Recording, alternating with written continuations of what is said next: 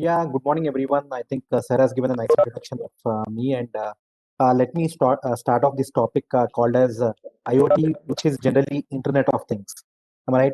So, in this topic, what I'll be talking is IoT is emerging day by day, and it's getting advanced day by day. So, let us talk about some what are the emerging technologies along with IoT which are coming up into the market, and that too related to agriculture or farming, whatever we call. I think. A saying is there like a lot of things you want to do as a part of daily life can be done over the internet today. Am I right? I think we all accept it because a lot of things are happening on internet today. I think if you say the way we communicate, the way we work together has changed a lot after internet has come, and today we are able to work from home also with the help of internet. But what about coming up internet basically what they say? So the next internet what they say is not about people. People have already started using internet in a big way. They say the next wave of internet is going to be about things. So connected objects, smart objects, intelligent objects, what they call it is. So that is what we are going to talk about is IoT today. Okay. So the thing is, if you look at my agenda for today's presentation would be I'll be starting off from the internet to the Internet of Things. What has changed such that we call it as IoT, a buzzing and trending topic today, and what has made IoT enabled today. That I'll be talking about in enabling IoT technologies. Then I'll coming up with some examples on IoT where different use cases are there. Because today, if you look at IoT is everywhere. To take up any domain, health IoT is there, agriculture IoT is there. Okay, smart homes IoT is there. So we'll talk about some examples in that, then get into the main topic, which is IoT in agriculture. And I'll be talking about some case studies which we executed at CDAC Hyderabad so that to give you a feel of where is agriculture today. And then I'll be talking about new technologies which are coming up for agriculture today.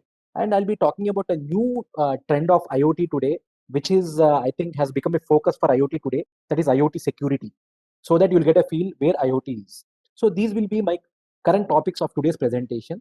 Okay. So let's start off with the first topic that from the internet to the Internet of Things.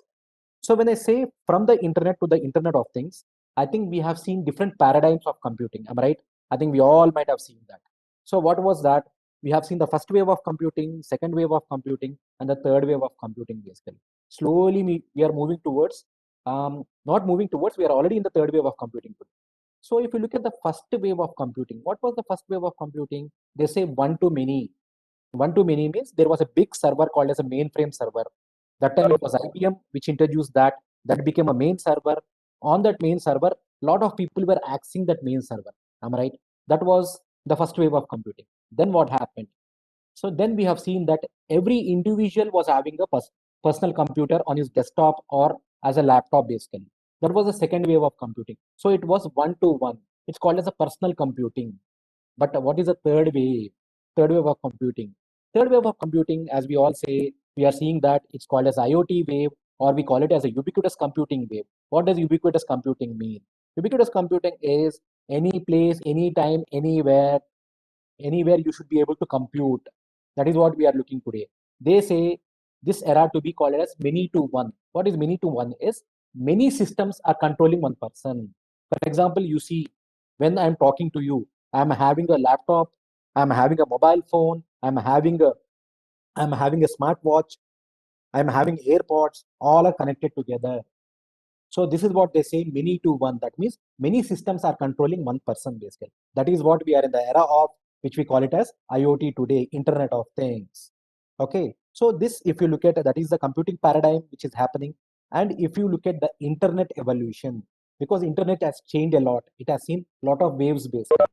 So if you look at internet evolution, so initially when internet was introduced in 1970s, I think we all know that internet was introduced in 1970s. Initially, it started off as uh, sharing the files between the same office. Then they thought that it shouldn't restrict to one office; it should restrict to many offices. Then they started something called as internet.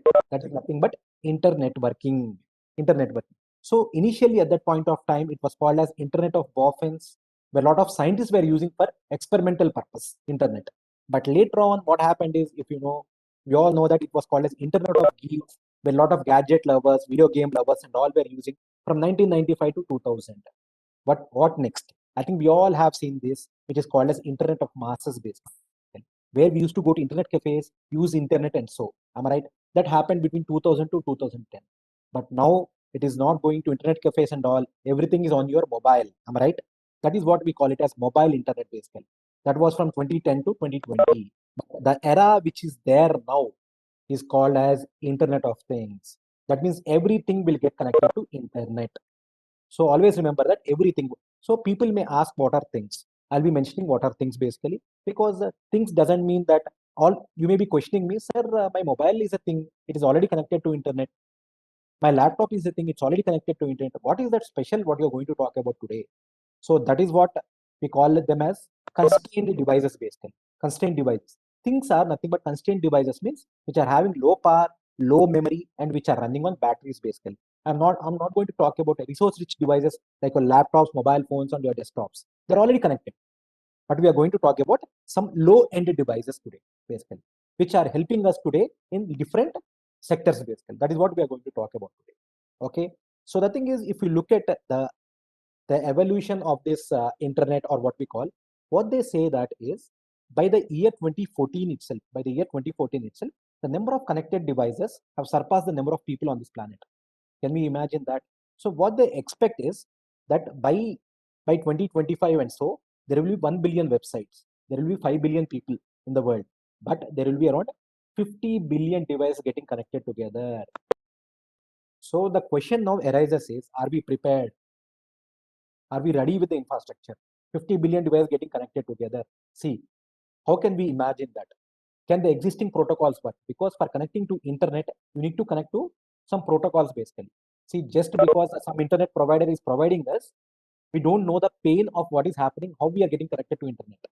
But there are some things like some protocols like TCP/IP, UDP/IP, and so, which are getting connected to you to internet basically. And for every device to get connected to internet, you need to have something called as an IP address. Am I right? That is nothing but which we call as internet protocol. So all these things, can they work on these devices basically? 50 billion devices. So that is what we are going to talk about today. We are going to get deep into this and learn what is going to happen for this. Are we prepared for it?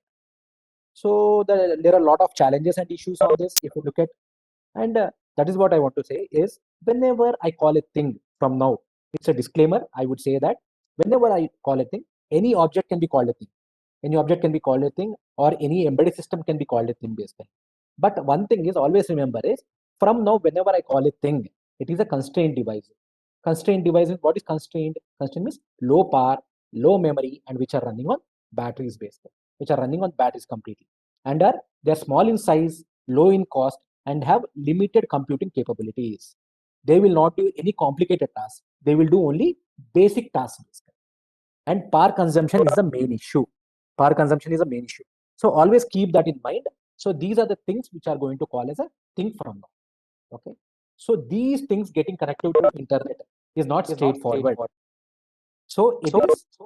So we need to look at what is the infrastructure required, what are the protocols required, can the existing protocols work on them, or we need to come out with something called as lightweight protocols. All that we are going to discuss today. Okay, all that we are going to discuss. So the thing is, let me start off with Internet of Things. So when I say Internet of Things, I think we all know that Kevin Ashton is the person who is considered to be the father of IoT. Why he is called to be father of IoT is because he was the one who coined this name called IoT basically. So now the question arises, why did he name as Internet of Things? Why the name came IoT? Why the name came IoT is, what happened is, always we know that need is the mother of invention. Am I right? So there was a need, there was a problem statement given to him by Procter and Gamble. So Procter and Gamble, they gave him a problem statement telling that, uh, sir, we have a problem that we all know what is Procter and Gamble. Procter and Gamble are we know that they have so many products in the market. So from morning to evening, I think almost all of us, most of us use their products basically, P&G. So they said that, sir, we have so many products in our warehouse, we are not able to track them. Can you give us a solution? So Kevin Ashton, who was the head of Auto Labs, MIT, Massachusetts Institute of Technology, so he thought that this problem can be solved with something called as RFID. RFID is nothing but a radio frequency identification. I think where do we guys see RFID today? We see RFID today on all our cars, where we call it as FASTag. Am I right? Wherever we pass through the toll gate, it gets automatically cut. Who is doing that? RFID is the one which is the communication which is doing that basically. So at that point of time in 1999, he thought that can we put RFID to each and every product? When you put RFID to each and every product, whenever a product is there within the warehouse, that get tracked and the data will send to the server. And on the server, you will be able to monitor the data, whether the product is there or not. Based on that, we can monitor that products are available in the warehouse or not. So that was the solution he mentioned at that point of time. When he was mentioning that point, he realized that these products are nothing but things. They are connected to the server through internet. So why can't I call them as Internet of Things? So that is how he has given the name Internet of Things basically. Internet of Things. So then he realized that, so Internet of Things, so I would define IoT like this. He defined IoT as uniquely identifiable objects and their virtual representation in an internet-like structure. This was the definition given by him. So from this definition, I would say that, according to me, I would define like this. IoT is nothing but, look at internet and things. There are two words in that. What is internet? We all know that internet follows some protocols and some standards. I'm right. What, like a TCP, UDP, IP, and so. What are things? Things are nothing but general objects basically available in the market. It can be a water bottle, it can be a mic, it can be a mouse, it can be anything basically. It can be a pencil, it can be a pen, anything. So what he says is, what I would say that is internet and things. If we combine them, that means it's a worldwide web of things. Worldwide web of things, which will have unique addresses. Previously they had names, now they'll have unique addresses, like an IP address, unique addresses, and which follow standard protocols like TCP, UDP, and IP. That is what is called Internet of Things based. Okay, all your things will get an IP address in near future. That is what they say, and they'll be connected to internet. That is just like your mobile phone is connecting today, just like your laptop is connecting, just like your desktop is connecting today. In the near future, your things will get connected like that. That is what is called as Internet of Things. Okay, so that is how we define IoT. When we define IoT like that, then people ask question is, what exactly is IoT, sir? Okay, at the top level, you have told us this is Internet of Things. But what exactly IoT is? What are the parts of IoT, or what are the components of IoT? So IoT is nothing but it's a combination of various things basically. Combination. So what are the combinations? Is IoT generally has three parts, and there is a fourth part or a fourth component, I would say, that is hidden, not available directly. So what I would say is the main components of IoT are sensors, because they are the one which give the input, connectivity, and people in the process. Connectivity is because your sensor data which gives the input has to be sent to the server. How do you send the data to the server? That happens only through some connectivity. Am I right or wrong? Today you are able to see my lecture. How you are able to see my lecture? Either you are using Wi-Fi or wired like Ethernet and so. Am I right or wrong? So sitting at Hyderabad, sitting at different places, you are able to see, because my data is coming through some connectivity to you. The same way IoT devices also, the sensor data has to go through some connectivity. And finally, what happens is it will come to the server. On the server, what happens? It will get processed and given to the respective people based. Because different applications, different people will use. Am I right? So that is where people and process come into picture. These are three components. Now the fourth component comes into picture is the actuator. What is this actuator? Actuator is nothing but which can take action. So this is a fourth component. Why I have said that it's a hidden component is because all applications doesn't need actuators. It depends on application to application. So I'll give two examples, one with actuator and one without actuator basically for IoT.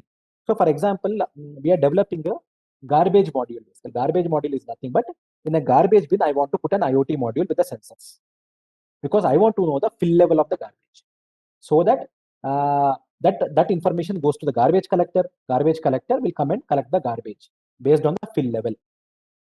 Okay, this was a problem which was defined by our municipal body basically. So we developed a IoT node where it will have an ultrasonic sensor. It will ultrasonic sensor, and it will tell the fill level based on the connectivity. Connectivity is 3G, 4G, or anything which can be, and it will send it to the server. On the server, it will get processed and given to the garbage collector. Garbage collector, what he'll do? He'll know that, okay, so and so area in Hyderabad, for example, Rajendra Nagar in Hyderabad, near Manage. So garbage is overflowing. So it will go there. So the garbage collector will go there and collect it. So here we didn't have actuator. We had only three components. We had only three components, that is sensors, connectivity, people, and the process. people in the process. But if you take up the next application, that is, let us take up agriculture application like a farming application. So we put a farmer has put a soil moisture sensor. So based on the soil moisture value, the sensor will get processed and sent it to the server. On the server, it will get processed and given to the farmer. Farmer will understand that is the soil is dry, it has to get moisture.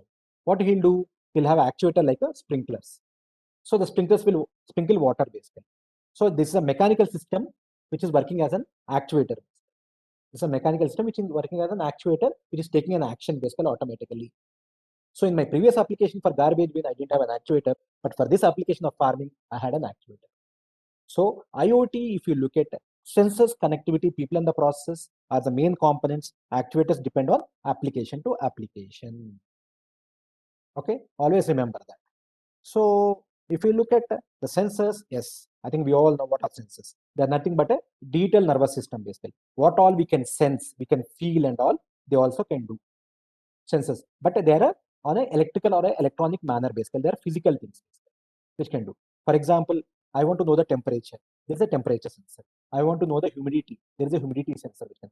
I want to know the pollution. There are chemical and gas sensors. Am I right? I want to know the position. You have a GPS sensor. Am I right? So depending on your application, you can use the n number of sensors basically. Their respective sensors in the market. So that is what we need to look at. So these are the one which gives the input to your IoT system. Input to your IoT system. Always remember that. Always remember that. Based on the input, what happens? The data has to be sent to the server. When the data has to be sent to the server, you need some connectivity. Data directly can't go. You need some medium to send. So what is that medium? So in the era of IoT, we don't talk about wired medium. We talk about wireless medium. Why? Because 50 billion devices. 50 billion devices, can you expect wired communication? You can't expect wired communication. It has to be wireless communication. So 50 billion devices talk. So there are many technologies which are available in the market. So based on your range, so where is your server and where is your sensor? Because finally the sensor data has to go to the server. So what is the range? If it is a if it is a room, if it is a room, people talk about something called as personal area networks. If it is a campus, people talk about local area networks. If it is a city, people talk about metropolitan area networks. If it is worldwide, seamless, people talk about wide area networks. So based on these technologies, based on these networks, you have different protocols coming into picture. For example, when I talk about personal area network, that is within a room, I use Bluetooth. If it is within a campus, I use Wi-Fi as a communication. If within the city, I'll use metropolitan area networks. If it is worldwide, I'll use 3G, 4G, which is wide area network because 3G, 4G you can use anytime, anywhere, any place. Communication can happen. So always this connectivity depends on where your sensors are put and where your server is. So now people in the current era, people are talking about something called LP WAN. LP WAN, low power wide area network. I'll be talking about that because what is happening is these connectivity which was defined, this connectivity which is there like Wi-Fi, Bluetooth, Zigbee and all, they were never defined for IoT devices. They were defined for general networks, basically. General networks like 3G, 4G and all. But IoT is constrained devices, low power, low memory, and which are running on batteries. I can't directly use them. So I need to look at a new technology which talks about low power. That means low power consumption and higher range basically. LP WAN we call it. LP WAN. Why? Because sensors will be kept in the field. Server will be somewhere outside in the city or outside in some state. How does the data go there? That is what we need to talk about. And what happens is power is directly proportional to range. More the power consumption, more the range.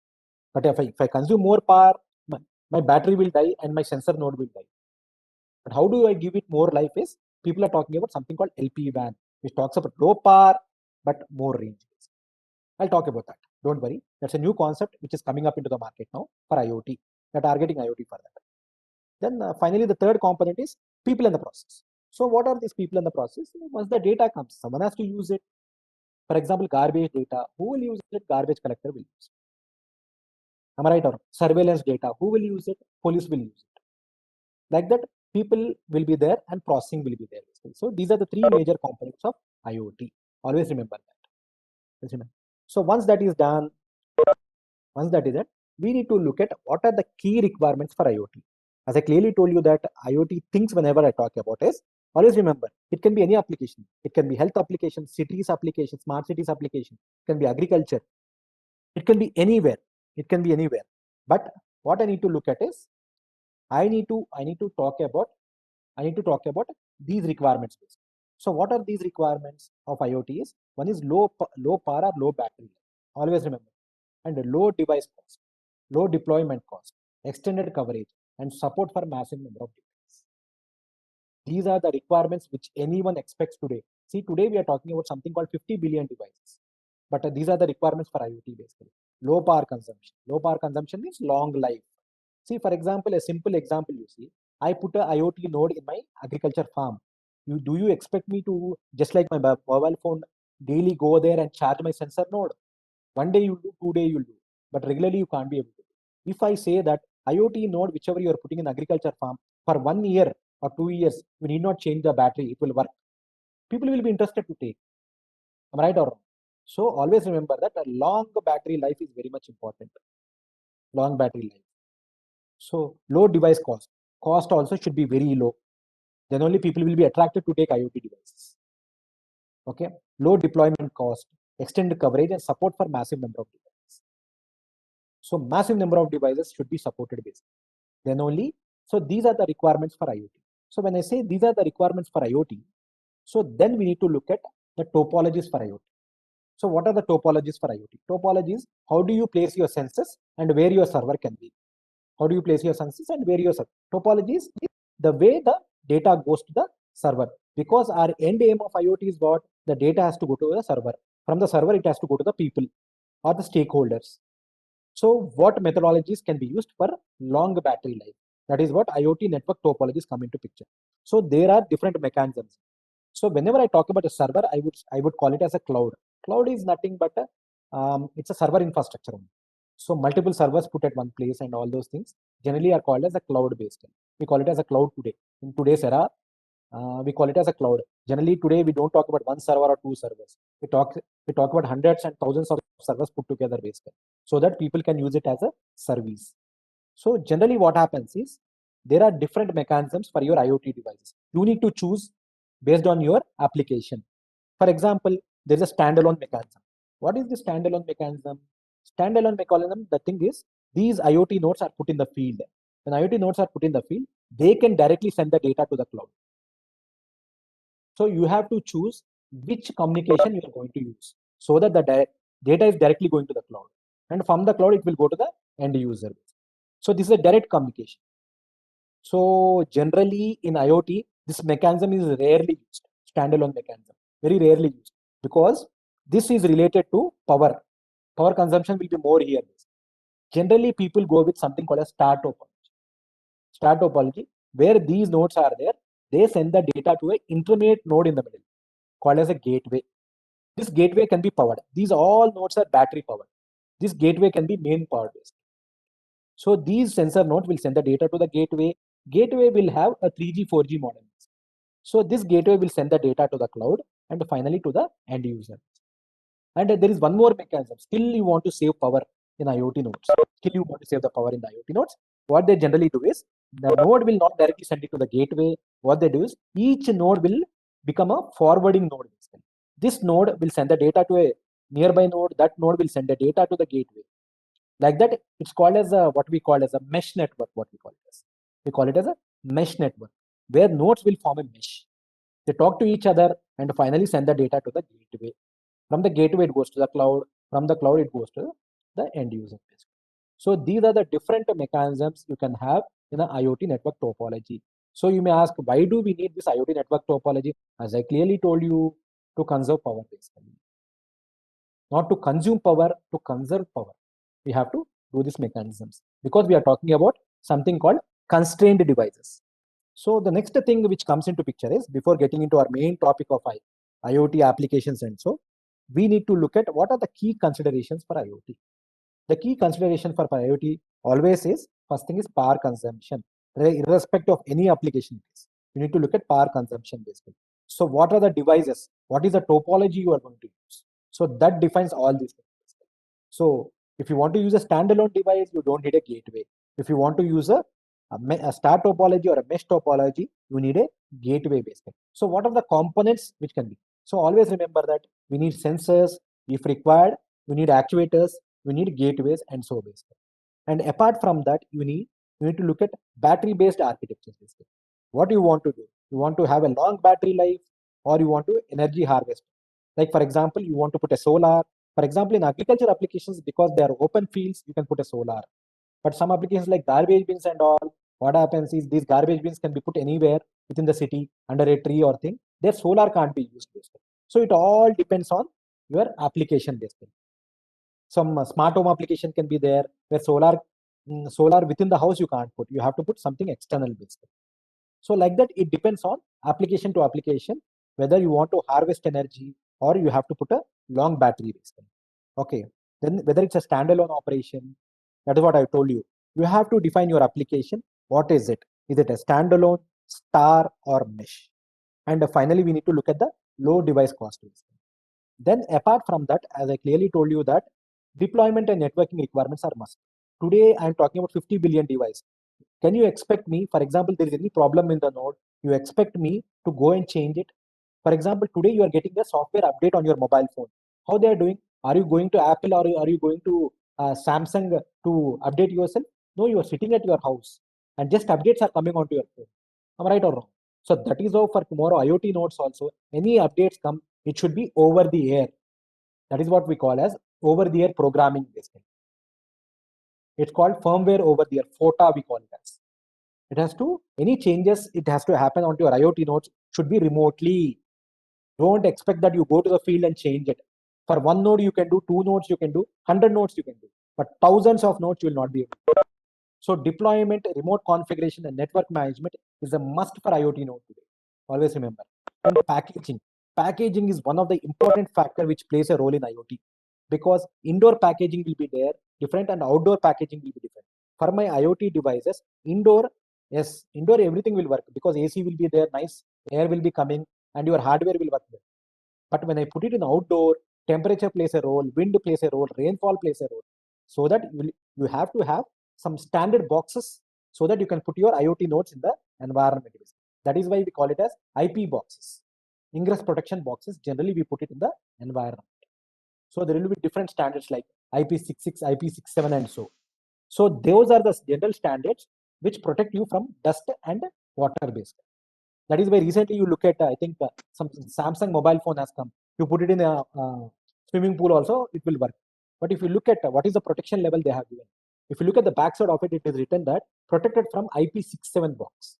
So this Samsung mobile phone covering is there, which is IP67 based. That is why you are able to put it in swimming pool also, it is working based. So in the same way, outdoor environment, whenever you are doing IoT devices, you should be looking at these IP standards and ease of deployment and the coverage area, support for large number of devices. Large support should be, scalability should be there. I shouldn't say that my network will work only for 10 nodes, 20 nodes. Tomorrow I want to put 100 nodes in my field. It should work. That is what my consideration should be there whenever I'm developing a IoT system. Always keep that in mind. Okay. Yeah. So now the enabling technologies for IoT. What are the enabling technologies for IoT? How is IoT possible today? I clearly told you that IoT is possible today. The key element for IoT today is wireless communication. So we need to look at the different types of wireless communications. So what are the different types of wireless communications? So as I clearly told you that it started with RFID. It started with RFID. As I clearly told you that Kevin Ashton started the IoT name itself with the help of RFID at that point of time. But the biggest problem today is RFID, the range is a problem. I'll talk about them, not a worry. RFID and all, if you look at the range is very less basically. RFID, if you look at the FASTag, how much is the range for your RFID? I think hardly a meter basically, not more than that. You will have a reader very near. So that is what we need to look at. So there generally the next communication what IoT was made enable is NFC, near field communication. Near field communication, where did you see near field communication? NFC. I think today, I think after this pandemic has come, your credit cards and all, you need not swipe basically. You just place your credit card, it gets swiped automatically. All right. They are using nothing but NFC there. NFC there. So there also the range is very less. There also the range is very less basically. And if you look at the third enabling technology is wireless sensor networks. So wireless sensor networks, people have come out with something called as wireless sensor networks is nothing but today we call it as IoT basically, because there also wirelessly sensors are connected and they form a network to send the data to the server. Okay, if you look at the different technologies which have enabled this is, one is Bluetooth. As I clearly told you that if the sensors and the server are within a room, you can use Bluetooth basically happily to send the data. Then people started something called as Zigbee basically. Zigbee was communication, but the Zigbee, the range is I think 150 to 200 meters basically. Hardly you get 150 to 200 meters. That is also when you put up in a field, that is also less basically. 100 to 250 meters. Then the people started looking at, as I clearly told you, something called LPWAN, low power wide area networks basically. So where these things came called as long range, LoRa. That means they consume less power, but you get more range. So people are promising that uh, 5 to 10 years of battery life and 10 to 20 kilometers of range using these technologies called LoRa, NB-IoT, narrow band IoT, which is it is also coming up. And one more thing is RPMA, random phase multiple access. So the advantage with these three technologies like LoRa, NB-IoT, and RPMA, their range is very high, but at the same point of time, their what you say, they consume less battery power. They consume very less battery power. So currently IoT is looking at these three technologies. It is called LoRa, NB-IoT, RPMA. Please keep that in mind. All these technologies which are there have slowly become outdated, especially for outdoor applications. For indoor applications, still you can use these technologies, but for outdoor, people are mainly looking at LoRa, NB-IoT, and RPM. Always keep that in. So let us talk about a bit on these technologies basically. So when I talk about these technologies, if you look at these technologies like RFID, NFC, Wi-Fi, Bluetooth, GSM, and all. So everyone have their own cons and pros, pros and cons. Everyone have their own pros and cons. So what are the pros and cons if you look at uh, pros and cons is, if you look at these RFID, if you look at the range is very less. The range is in, I think recently it became in meter, but previously it was only centimeter. So if you want to put it in a field and use RFID, is it possible? I think RFID is ruled out. Then NFC also, the range, it is in centimeters basically. So I think NFC is also ruled out. NFC is also ruled. Wi-Fi, yes. Wi-Fi is a good use case for IoT, but for outdoor applications also. But the biggest problem I foresee for Wi-Fi is power consumption. You tell me about your mobile phone itself. When your Wi-Fi, 4G, and all are on, how much battery life your mobile phone gives? Hardly 1 day, 1.5 day. That too, these mobiles and all, you keep it at your home and charge them. But what about these nodes which are put in the field? Can you regularly charge them? You can't do that. So the problem is Wi-Fi also for home applications, that is good. IoT applications for your home, but where you can easily charge. But outdoor applications and all, Wi-Fi is also really ruled out basically. And Bluetooth also, the problem is previously the range was 10 meters, then it became 100 meters. Now Bluetooth 5 is coming, which is and Bluetooth 5, and now I think they're going for the advanced Bluetooth also. All these are coming up into the market, but targeting IoT, but still they're at a not so matured stage basically, where we can use them for outdoor applications. Then GSM, and that is 3G, 4G, and 5G coming up. 3G, 4G, always remember that they were never defined for IoT. They were never defined for IoT. They were only for audio and video calls. Audio and video. But audio and video at the same point of time, if you are using, they're consuming power on your mobile phone. But these IoT devices have to send only data. That is sensor data. The IoT devices have to only send bits and bytes of data. Why do we need that much? So 3G, 4G were never defined for IoT. So that was the problem with them. Because 3G, 4G, if you on your mobile phone, it consumes your power like anything. So here for IoT, they are constrained devices. Can we use them directly?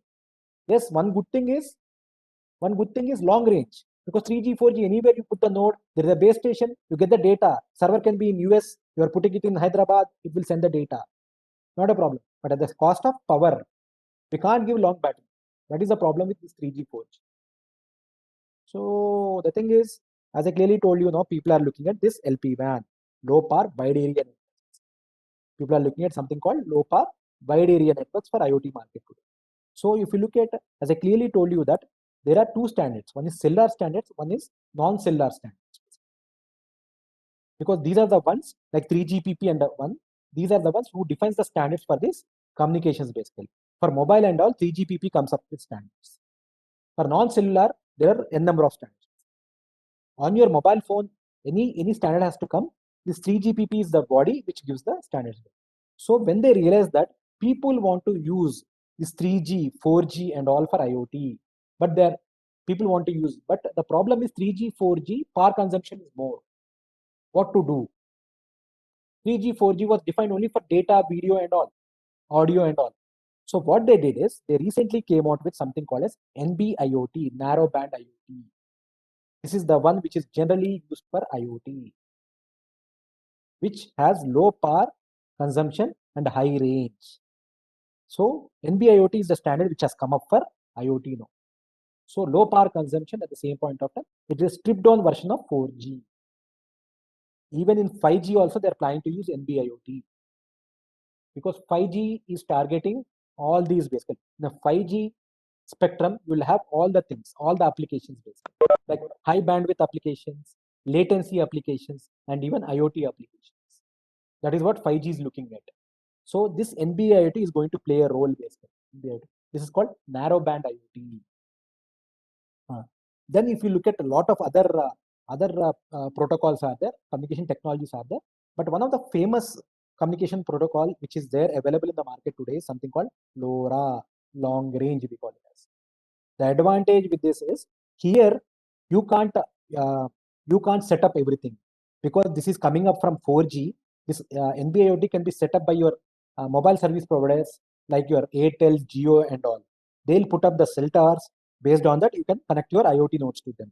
So dependency is there on the service provider. But LoRa, everything you can set up. You want your private network, you want your own setup, you want your own network, you can do it because this is open. This is open standard. Just you have to just buy the LoRa modem, connect your hardware and start working onto it. No one can question you on this because LoRa works on something called as ISM band, industrial, scientific and medical band. So that is what for using Bluetooth. Are you getting charged? No, anyone is charging you for using Bluetooth? No, because that is in ISM band. For Wi-Fi, anyone is charging? For Wi-Fi, no one is charging. But for internet, people are charging. Okay, always remember that. The same way, because they all fall under ISM band, industrial, scientific, and medical band, which is an unlicensed band. But this 3G, 4G are all spectrum people have to buy. That is why they are called as proprietary standards. So this is an open standard which anyone can use. But you have to buy the modem basically. That is what. Always keep that in mind. Okay. So this is what LPWAN. So LPWAN, if you look at, as I clearly told you, that it's a lot of protocols are coming up under LPWAN. A lot of implementations are happening so that they can operate on small and inexpensive batteries for long duration. In cities, they are planning up to 2 kilometers. In rural areas, up to 10 to 20 kilometers basically. So that is what, but only thing is low data rate. Low data rate. Yes, the question comes now is, why do you need high data rate for IoT? IoT, you have to send only the sensor data. That is like temperature data or humidity data or this data and that data depending on your application. For that, you don't need heavy bandwidth like 100 Mbps, 200 Mbps. You need only kbps. So that is what these people are providing. LPWAN is providing for this. Okay. If you look at NB-IoT, see, so this is what is called NB-IoT. NB-IoT, if you look at, it gives 10 years of battery life. 10 years of battery life. And if you look at the device cost is less than $5. Device cost is less than $5. That is what we were looking at, requirements for IoT, long battery life, low device cost, and all those things. So these are all, and one more thing is NB-IoT and all, it has backward compatibility with 4G. So what is the problem basically? You can happily use your IoT node can talk to any base station. So that is what they are saying. You don't need to buy an additional gateway. Your base stations which are there, which are set up for your mobile phones, can act as your gateways. So that is the advantage with. So tomorrow what happens is I have an NB-IoT. I'll connect the NB-IoT modem to my hardware. It will just like your mobile phone today. What is the effort you are putting on your mobile phone when you buy a new mobile phone? I'm just buying it and putting a SIM card. It starts working. It will start getting connected to the nearest base station of your service provider. The same way tomorrow also, your IoT node, whenever you buy, if it is have an NB-IoT slot, you have to just put a SIM card. It will start getting connected to the base station. So sending the data to the server. So very simple. So, but at this point of time, NB-IoT is still in the setup is made in Bombay by Jio and Samsung, so that it will take some time to get proliferated towards India based. Okay, so NB-IoT is still in one place in Bombay, not complete India. So at this point of time, if I want to use NB-IoT, for example, in Hyderabad, I can't use it. Okay, for me, see, if you look at that's what I'm saying, NB-IoT. So these are all advantages of NB-IoT basically. NB-IoT, so many applications of NB. So for me, at this point of time, if I want to use, I can use something like LoRa communication. So LoRa communication, as I clearly told you, that it is in ISM band. So that is the advantage I have. And it is also having long range, and it is in ISM band. In India, we are working at 867 megahertz. Basically, in India, we are working at. So this is open; anyone can use it. So the thing is, if you look at LoRa, the only problem is you need a gateway to connect to the LoRa. Either you have to buy a gateway, or you can use Tata Communications has set up their own gateways. At least in Tier 1 cities, they have set up their own gateways. Now they are moving to Tier 2 cities also. So you can use their gateways directly. But if you don't want to use, you can buy your own gateway and set up. No one is going to question you, because this is in ISM band. So that is how. If you look at the complete LoRa WAN, I'll not get into the internal details of that. I'll just give you a feel of how, the LoRa WAN architecture looks something like this. If you look at the LoRa, the sensors are there. It will have LoRa modules in it. It will get connected to a gateway basically. From the gateway will have a 3G, 4G. From there, it will go to a network server. The data will get processed. From the process, it will go to the application server or the cloud, whatever you call it. Cloud. So this is what is called as a LoRaWAN architecture basically. LoRaWAN architecture. So I think like that, LPWAN technologies are coming up into WAN. LoRaWAN, RPMA, Sigfox, and NVIDIA. Sigfox is not yet arrived in India, but LoRaWAN is already there. RPMA is also starting up in India. NB-IoT also is starting up in India basically. Okay, so these are the different technologies which are available for your IoT today using LPWAN. But still, if you say, no, I don't want to go with LPWAN, I want to go with Bluetooth, I want to go with Wi-Fi, you can use it, but at the cost of power. Okay. So finally, that's what your network would something look like a wireless sensor network, where you will be putting the sensors in the field, you'll be sending the data to a gateway. From the gateway, it will go to the cloud. From the cloud, it will go to the user. So I would say that wireless sensor networks are nothing but IoT today, whatever we call it, Internet of Things. Things are getting connected to the internet. Okay.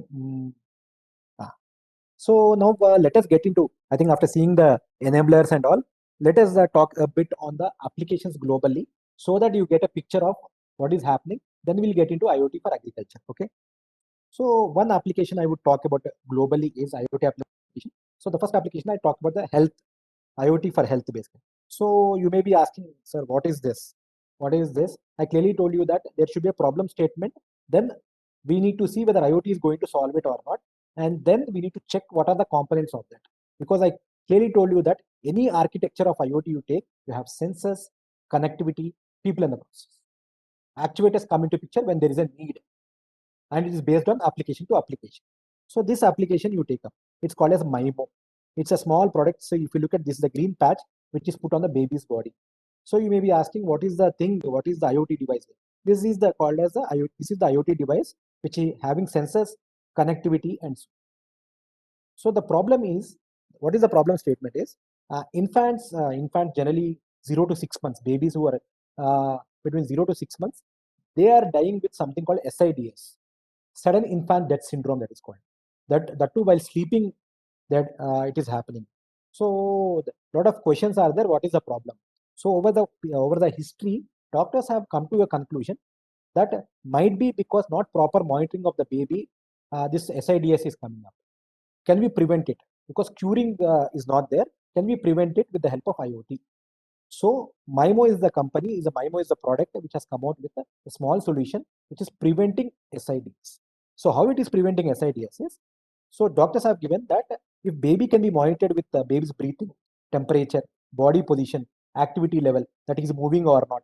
If these four parameters can be monitored,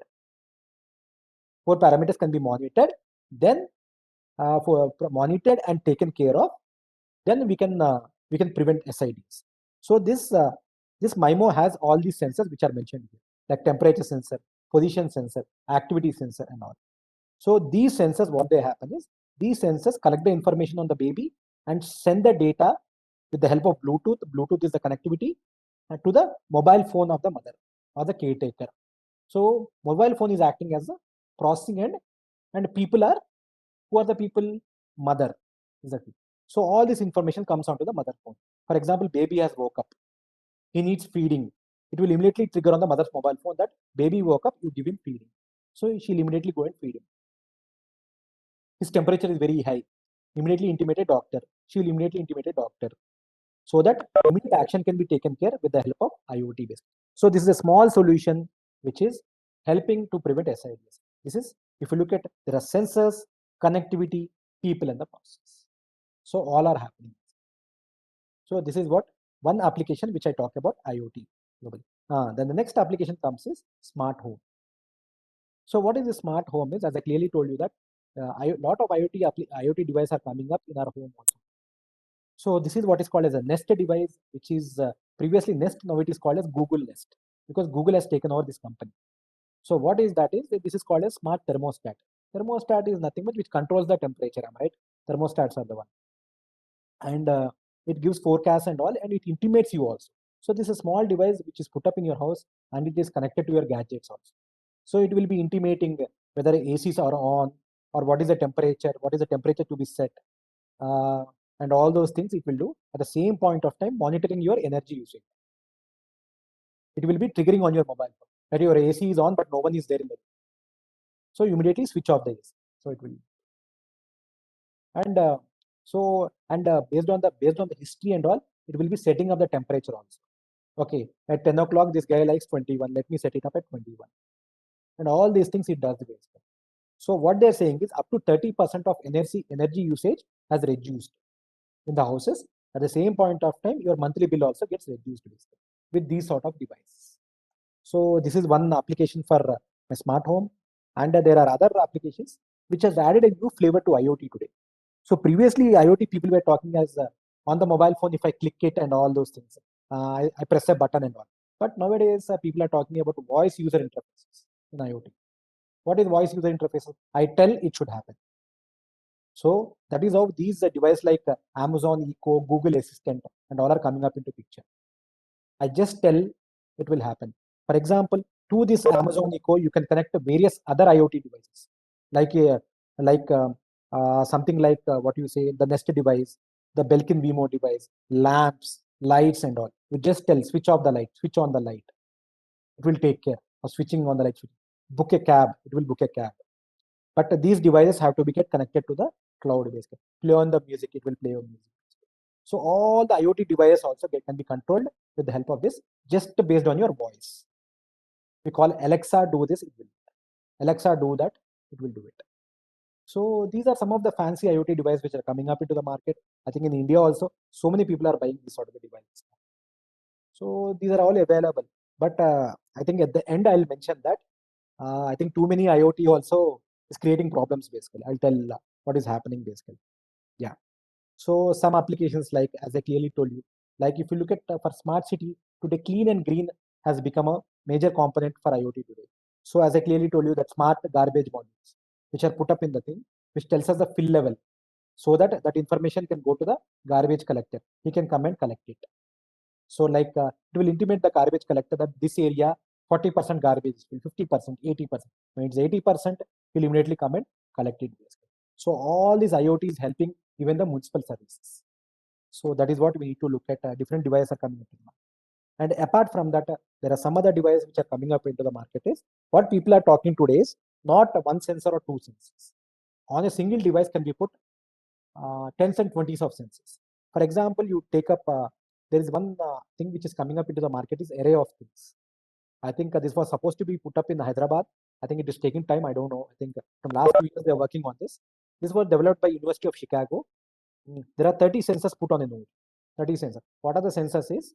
Environmental sensors, air quality sensors, light and infrared sensors, cameras, and all these things are put up in this. Two cameras are put up. So one camera for surveillance, one camera for weather. And apart from that, pollution sensors. And all these sensors are put up in the junctions basically, so that it collects the information and sends it to the cloud. Once the data comes from these 30 sensors onto the cloud, different departments can take up their data. For example, pollution department can take up their pollution data. Surveillance information, police can take up that data. Any other information. So people are looking at these angles of IoT also. These angles of IoT. So we need to look at basically. Okay. So this is called as area of things, which is very soon going to come up in a lot of cities basically. Okay. Yeah. Apart from that, I would say IoT is not only restricted to this. IoT is put up in sports also. For example, this is a small device, small IoT device, which is put up in the bats of different players basically, so that this gives an analysis of how is he playing. So if you look at this, also has sensors, connectivity, people in the process. So whenever a batsman is playing, this small device which is put in the handle of the bat. So you may be asking me, sir, it may increase the weight of the bat, but this device is less than 25 grams. I don't think that's going to play a major role. Weight is going to play a major role. But at the same point of time, if you look at this has an accelerometer sensor, gyroscope sensor, and the communication is Bluetooth, all put up in the handle of the bat. Whenever he plays a ball or he plays a shot like this, so later on this information goes to the server. Then later on the batsman can see and look at the analysis basically. How did he play a particular shot, or he could have played like this and all. All suggestions come onto the server basically. So that is how we are in the era. That is why today IoT has become a trending and buzzing basically. So because of this only. Okay. Yeah. Now let's get into our IoT for agriculture. I think IoT for agriculture, I think as the picture depicts, drones are playing a very much bigger role today. I think a lot of people might be knowing better solutions and all for IoT in agriculture, but drones as they're playing. Apart from drones, so once the data comes, what happens to it? Because today we are in the era of, okay, IoT is giving us the data. Once the data comes, what are after that? So that is why a lot of people are talking about apart from IoT, we need to have deep learning. So what is the deep learning is where AI, ML, and all these things play a bigger role. All these AI, ML, we have to develop our own models. All these things play a major role in IoT today. Because whenever I talk about these IoT nodes and all, okay, they're all, I wouldn't say that they're directly not cost effective. But tomorrow, if you want to make it cost effective solutions and all, this AI, ML have to play a major role. Okay, we'll talk about that. Okay. Yeah. I think IoT and the future of agriculture. I think we all know that there are different eras for agriculture also, different past, present, and the future. What they're saying is, a lot of data is coming from different sources. Like sensors are giving the data, drones are giving the data. All these things are different. Agriculture weather stations are giving data. What after? How does a farmer or agriculture scientist take a decision on this? So that is what we need to talk about today. So if you look at some global solutions which are available in the market today, global solutions, there's one company called as CropX basically. CropX. So this company, what it does is, this is an IoT node for agriculture basically. This single node, it has soil moisture, temperature, and EC sensor. That is electrical conductivity sensor. So when you put that sensor into the farm, that sends the data to the cloud. So this is the IoT node which can be put within the agriculture farm. So it has soil moisture, temperature, and EC level. So it gives those values and sends the data to the cloud. From the cloud, it can be processed and given to the respective farmer basically. So this is completely based on LoRa communication. Small node is based on LoRa communication. Even we are planning to make something like this in near future. I think at that point of time, I'll demonstrate that to you guys. Okay, this is what is called CropX. This is one application. Then there are something called as on-farm application. On-farm application is nothing but, okay, CropX gives the data. What after that? What after that is there are some applications where AI, ML, and all these things, that is artificial intelligence, machine learnings, and all. So the data comes, we train the data basically. We train the data, and what do is we help the farmers or agriculture scientists to take a decision basically and improve the crop, so that it's an advantage to the farmer, so that he can get profits basically. So this on farm is not IoT solution. This on farm is, I would say that it's a data integrator basically. Data integrator. Once the data comes to the server, what happens after that? You give the data to the farmer. What will be able to do? Will not be able to make any conclusion on that. You have to give a conclusion to it, saying that, boss, this is what your crop is having. Good this thing. Your crop is having this. Your crop is having bad climatic conditions. So pest and disease may, some forewarning mechanism, something like that. This on farm helps you to do that. So, so a lot of applications are coming up into the market if you look at global market. So, like IoT for livestock, yes, that is also playing a major role. Where I think a lot of tags are being put on uh, mm, for different cattle and so livestock, so that we can track them, and during their pregnancy, during during their different movements and all those things, we can easily track them basically. And apart from that, IoT is playing a role to track the animals also, because we leave them into the farms and different areas, how to track them and all. Because nowadays people are putting up some tags with GPS and all, where you can track all your animals basically. So IoT is not only playing different roles in different departments, even agriculture also, IoT is playing a very big role. IoT is playing a big role. I think I'll so many, even for IoT for aqua, yes, IoT for aqua also, because today we want to give a ambient environment to the fishes and prawns and so. How do you give ambient environment to fishes and prawns? Is by putting up different sensors basically, so that we can control the environment for the fishes and prawns and so all the aqua animals which are there. We want to create an ambient environment for them. IoT is playing a big role there also. So these are different applications. I think I would talk about IoT. I think too many applications. I think let me talk about some applications which we developed at CDAG basically. Okay. So as I clearly told you that I think from starting of my career, I've been working in wireless sensor networks, and which has led to IoT today. So in the same way, we have developed some applications, and some demonstrations also we made for the different departments, like something like a Department of Agriculture, Andhra Pradesh, and Telangana also we have deployed our solutions there. So the thing is, if you look at wireless sensor networks or IoT device in agriculture, so what is that we plan to do is, we want to sense the microclimate environment. Like, we want to collect the microclimate data and give it to remote servers, because it can be processed and given to the respective farmers. So, and apart from that, if agriculture scientists want to develop some decision support models for pest and disease forewarning and irrigation scheduling and all, we can give them the data with the help of IoT. Because we all know that decision support models play a major role for pest and disease, and every crop will have a different decision support models. Am I right or not? It can't be the same formula for all the crops. So IoT can play a big role there. And apart from that, forewarning mechanisms, even personalized agro advisories can go to the farmer. So we wanted to create a complete loop from end-to-end system basically using IoT, from sensing to processing and finally sending the agro advisories to the farmers. So the complete loop is there, so that the farmer can take a call and put the pesticides accordingly. So that is what we plan to develop as part of IoT for agriculture basically. So in this, as I clearly told you, that any IoT architecture you take, it will be the same environment. Like sensors will be put in the farm, that is IoT nodes. The data will go to the cloud. From the cloud, it will go to the respective stakeholders. The same way, if you look at in agriculture also, sensors based on your decision support models, we put up the sensors like the temperature sensor, relative humidity sensor, leaf wetness sensor, soil moisture sensor, any sensor, whatever you want, you can put up in the field, collect the data, send it to the gateway. From the gateway, it can go to the cloud. On the cloud, you can have your decision support models which run the formulas. Based on that, based on their data, we can calculate the data and finally send to the farmers basically and to the agriculture scientists for their reference, so that the farmers can take action.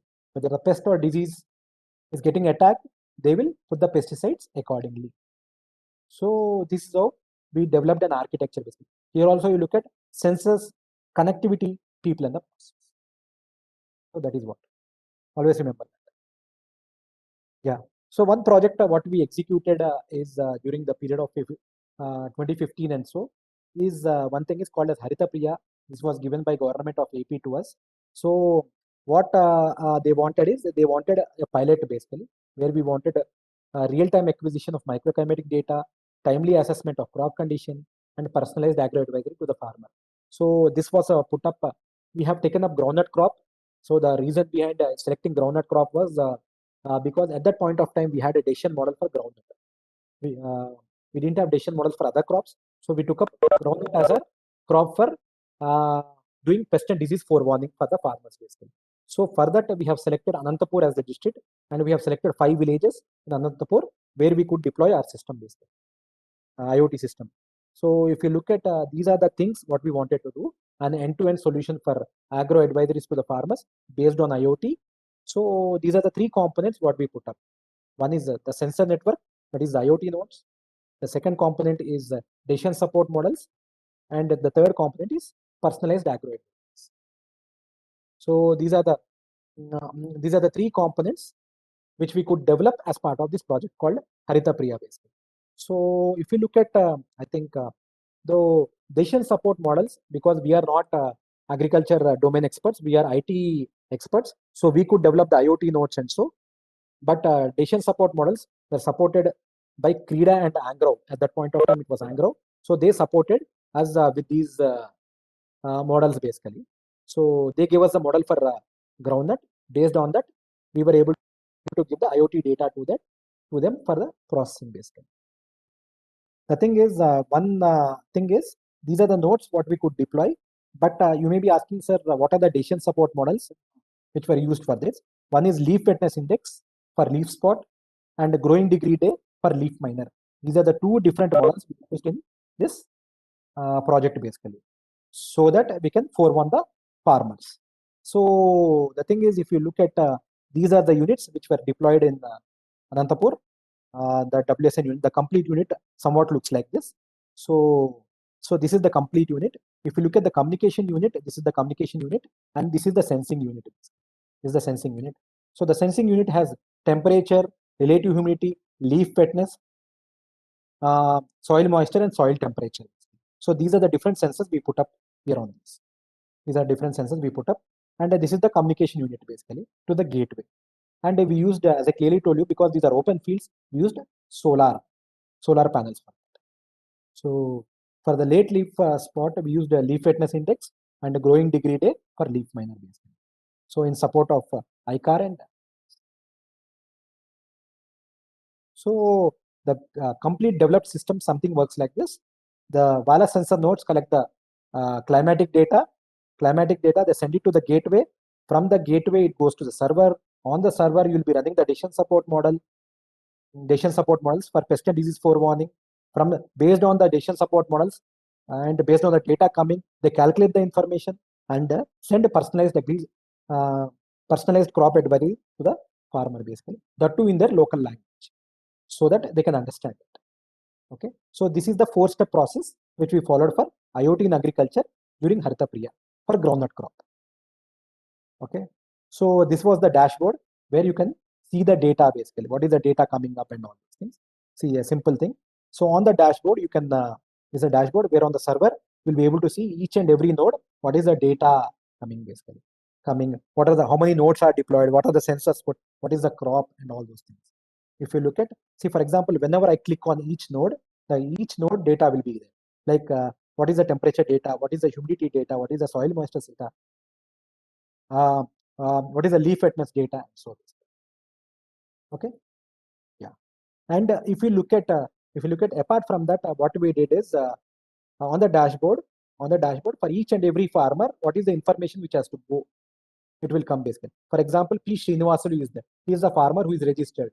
So for his crop, there is a climate is conducive for leaf spot outbreak in 7 days. That information will be there. From here, we'll be sending the SMS to the farmer basically. We'll be sending the SMS to the farmer so that he can see the SMS and he can take the action accordingly. He can take the action.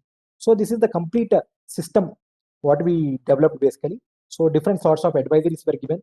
So this system acted not only for sending the sensor data to the farmers, apart from that, some scheduled advisories, some specific general advisories, where even department was using for sending them some schemes, like some seeds have come and collect from KVK and all those things. A lot of information were sent to the farmers based on this system basically.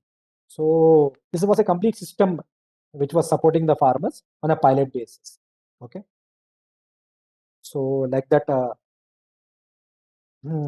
so many informations went to the farmer basically. So outcomes from pilot. Okay. Yeah. So based on the success of this, even IIR, Indian Institute of Oilseeds Research, I think it's in Rajendra Nagar. So they also wanted to develop a system where previously it was personalized advisories to the farmers basically. Their decision support model was already there, that too for groundnut crop. But here, IOR being a scientific institute, they wanted to develop a forewarning system for castor gray mold. So they wanted to come out with a decision support model for castor gray mold basically. For castor gray mold. So for that, they wanted the data from us. They wanted. So we had to deploy it in Mehboob Nagar. Mehboob Nagar, they put up castor. So we put up 4 wireless sensor net gateways, 12 sensor nodes, and we put up sensors like temperature, relative humidity, and leaf wetness. So this was a project where here it was not pest and disease forewarning basically. It was like the agriculture scientists wanted to develop a decision support model for castor gray mold basically. Based on that, they wanted to do a forewarning system for the farmers. So for that, we had to give the data. So this was the deployment where we put up in 4 villages basically. So this was the dashboard for this thing. And the same way as Harita Priya, we implemented this basically. So that they come out with their own decision support model. So that in near future, it will be available for agriculture scientists and even the farmers. Yeah. Yeah. Now, let us get into the new applications which are there. I think, as I clearly told you, IoT is playing a role. Already IoT is playing a role by giving the data. Once the data comes, it's a huge data, it's a big data. So now the role is analytics have to come into picture basically. So that analytics are there, that analytics and all, lot of things are there like the artificial intelligence, machine learning and all will come into picture basically. That is also playing a big role basically nowadays. So apart from this analytics and all, there is something called blockchain also coming into picture. So you may be asking, what is this blockchain? Blockchain, as the name says, it's a chain of actions. So taking from, for example, from a farmer to the consumer. So now everything will be tracked. That's what they're saying. Everything will be tracked. Any modification you do anywhere, it will be tracked and traced. So in agriculture also, it's playing a very big role in the what you say food safety and insurance basically. You can't make any change in the middle. If it is there, it will be traced. That's what people are talking about. So today, see what temperature, for example, for cold storages and all, people are putting up at different temperatures and all. Sometimes even the rotten things are being sent and all. So even that will get tracked. What was the temperature under which this crop was kept? All those things will be kept tracked. So blockchain is playing a big role there. Blockchain will play a big role. And apart from that, I think as I clearly told you that drones and GIS-based applications, I think you guys might be aware that for land use mapping, crop monitoring, estimation and all these drones are playing a big role basically. That too in linkage with the GIS, that is the geographical information system. I think we are going to play a big role like putting up heat maps and all those things. They're going to. And as I finally told you that artificial intelligence is artificial intelligence like a different algorithms running on your system basically. Based on the data, more the data you give, better the decisions will come, basically. Better the predictions will come. Okay, the better the data you give, better the decisions will come. That is what AI says. AI says, and machine learning also does that basically. So these are the things which are going to play a big role in agriculture in near future. I think they have already started. I think we'll see good results in near future. as the models and all get more matured basically. So combination of all these, lot of applications are going to come into picture. It's not only that IoT only will play. It's that IoT, big data, blockchain, drones, AI, all will work together and play a role. That is what they say basically. So if you look at, as I clearly told you that even I think we are also looking at, we are in talks with Mahindra and Mahindra for developing autonomous tractors, and all are coming up into picture basically. So we wanted to develop some unit for them and give them. So spraying and drone spraying and all those things, a lot of things are coming up into the market today. So that is what we are talking about. So if you look at, yeah, a simple example of blockchain basically. A lot of applications are there in the market today that are coming up. So if you look at a blockchain, I think we all know that there are various steps when a crop goes to the consumer, to a supermarket basically. So you know that we have a provider, we have a producer, we have processing, we have distribution, we have retailer and consumer. So what they're saying is every block will get tracked. Every block will get tracked. That is why this is called as a blockchain basically. Blockchain. So from provider to producer, when it goes, producer will know who is the provider, what is the environment he has done. So from the producer, when it goes to processing, he will have a complete track of who is the provider, who is the producer. And when it goes to distribution, he'll have a complete track. And any changes here will get traced and tracked. That's what in the banking basically, any small transaction happens, it will be maintained in a ledger. Am I right? In the same way, blockchain also maintains ledgers basically. It will be a complete distributed network. So everything will get tracked, so that finally when a consumer, it goes to the consumer, he will go the complete track that from where it has come, what are the modifications which have made in the middle, any modification done, or it has come. So all that will have a complete track basically. That is why this is called as a blockchain network. Every block will get tracked and traced and maintained in a ledger base. Small change, it will get traced, so that people in near future will be transparent. This creates a complete transparent mechanism from the farmer to the consumer. Everything is transparent. So that is what people are looking at, where BCT can play a big role. So IoT along with BCT is the near future. That is what people are telling us. IoT along with BCT. One thing before all these things, okay, using IoT and all is really good. But what is happening today is because so many devices coming up into the market, showing up. So there is one thing called IoT security coming up into the market. Security is a big threat today, because so many devices we put up everyone, but someone else is seeing your data. Someone else is hacking your database. So that is why currently people are looking at something called IoT security. So security has become a big part of IoT today. But the biggest trouble for IoT devices today is they're all constrained devices. When you add IoT to them, it's creating a big problem again. It's creating a big problem. So what people are talking about at this point of time is, so we need to have IoT security also into this basically. IoT security into this, so that everything is transparent basically. Everything is transparent. That is why always I suggest that. So apart from as a developer, my role is including security into each and everything. But apart from that, as a user also, you should be responsible for IoT security. Responsible for IoT security. For example, we have username and password for IoT. If I use easy username or default username and passwords for my IoT devices, anyone can hack into your system. They can hack into your house also. Because today Alexa and all, smart locks and all, anyone can get into that if you are using default passwords and default credentials. So it is your job also, apart from me being a developer and putting up security, you also should change it immediately.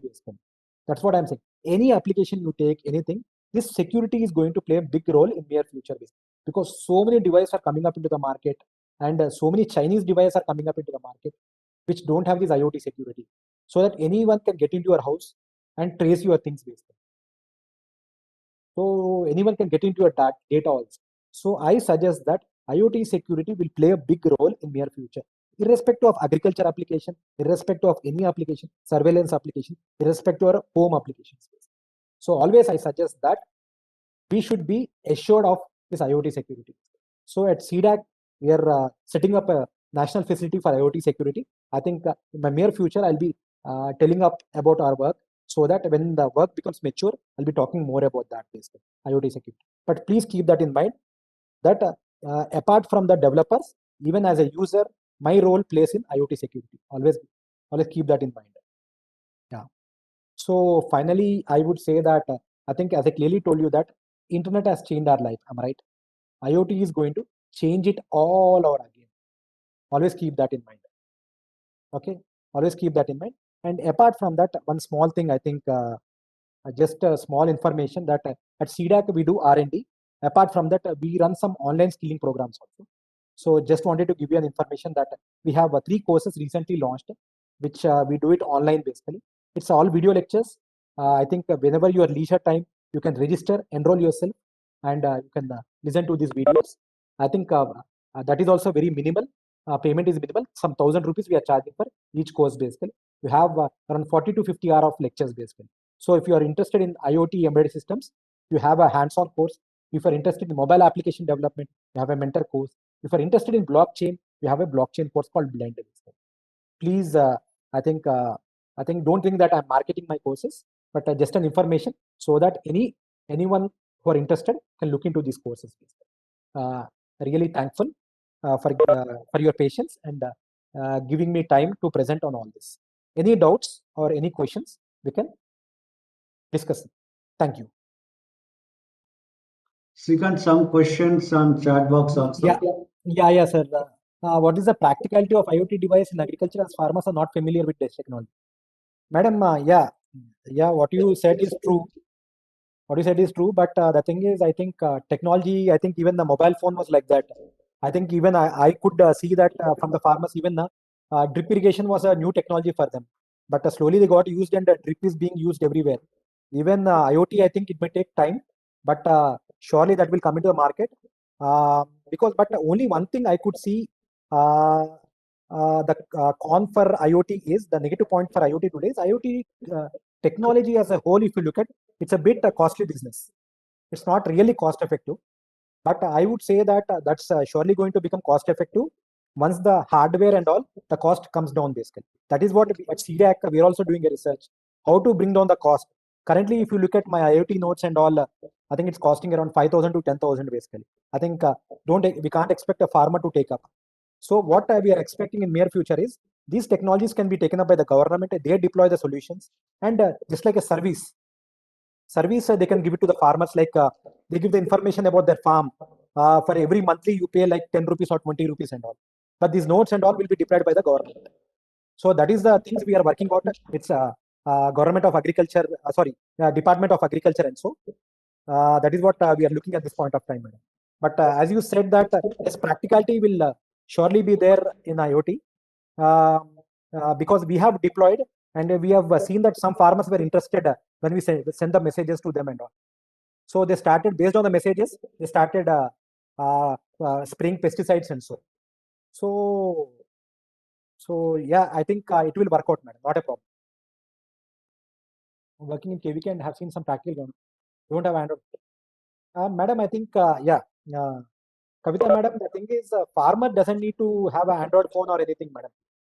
Because it's the data, it's the information which comes on is any phone it can be. It can be a normal 1100 Nokia or a small phone, because SMS will come to him, or we are planning to introduce even this thing also like what do you say, voice calls also to him.